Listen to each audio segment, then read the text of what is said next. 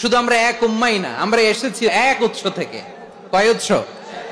From Adam and eve, আদম এবং হাওয়া, উনার সন্তান আমরা। তার ছেলে মেয়ে থেকে, তার ছেলে মেয়ে থেকে, তার ছেলে মেয়ে থেকে আমি। তার মানে রাস্তাঘাটে এদিকে সেদিকে যাকেই দেখি সে আমাদের এই বিরাট পরিবারের কেউ না কেউ। চিল্লায় বলেন ঠিক কিনা? এই যে যারা বসে আছে আমরা কোনো না কোনো ভাবে তো আত্মীয়, কি বলেন?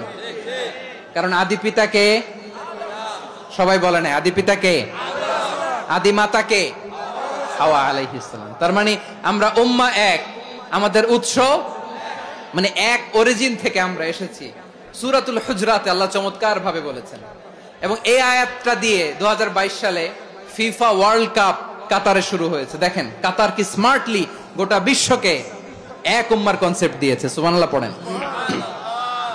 সূরাতুল হুজরাত আল্লাহ বলেন, ইয়া আইয়ুহান নাসু ইন্না খলাকনাকুম মিন যাকারিন ওয়া উনসা وجعلناكم شعوبا وقبائل لتعارفوا إن أكرمكم عند الله أتقاكم إن الله عليم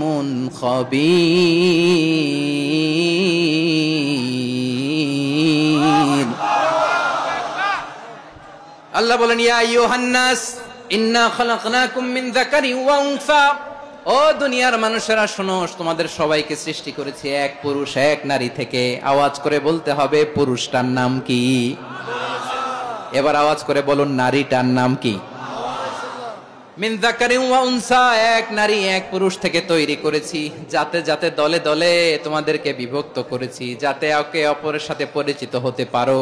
so may you interact each other. বিভিন্ন দেশে বিভিন্ন দলে তোমাদেরকে বিভক্ত করেছে যাতে ইন্টারঅ্যাকশন হতে পারে, তাআরুফ হতে পারে। লিতাআরফু, যাতে তাআরুফ হয়, পারস্পরিক পরিচিতি হয়। তাহলে আমাদের অরিজিন এক। এই আয়াতটা যে কত powerful. This verse addresses the entire human being. অনেক আয়াতে আল্লাহ বলে ইয়া আইয়ুহাল্লাযিনা আমানু, ওহে মুমিনরা। অনেক আয়াতে আল্লাহ বলে ওহে মুসল্লিরা, ওহে মুমিনরা, ওহে বিশ্বাসীরা। কিন্তু এখানে আল্লাহ মুমিন মুসল্লি আস্তিক নাস্তিক ভেদে সবাইকে একসাথে অ্যাড্রেস করেছেন। আল্লাহ বলেছেন ইয়া আইয়ুহান নাস, ওহে মানব সকল।